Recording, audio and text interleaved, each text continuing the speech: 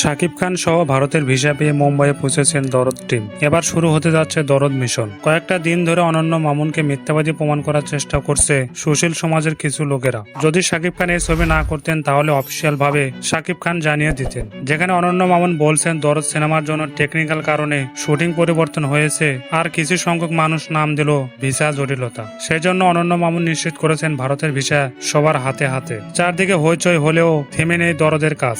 তবে শাকিব খান মুম্বাইয়ে পৌঁছে গেলেই সেখানে লুক সেট করা হবে। ইতিমধ্যে সোনাল চৌহানকে নিয়ে স্ক্রিপ্ট রিডিং সেশন শেষ করেছে অনন্য মামুন এবং দরদ সিনেমার গানের কাজও শুরু করে দিয়েছে তারা। শাকিব খান সোনাল চৌহান এক জায়গায় হলেই স্ক্রিপ্ট রিডিং সেশন শেষ করবে, তারপরে হিরো হিরোইনের ফটোশুট করা হবে এবং 26 তারিখে বারাণসীতে উড়াল দিবে দরদ টিম। 27 তারিখ থেকে পুরোদমে শুটিং শুরু হবে। টানা শুটিং শেষ করে তবেই দেশে ফিরবেন শাকিব খান। তারপরেও শাকিবের হেটার্সরা বলবে দরদ সিনেমা বানানো সম্ভব না, তবে আমরা নিশ্চিতভাবে বলতে পারি দরদ হবে, একদিন আগে নয়তো একদিন পরে।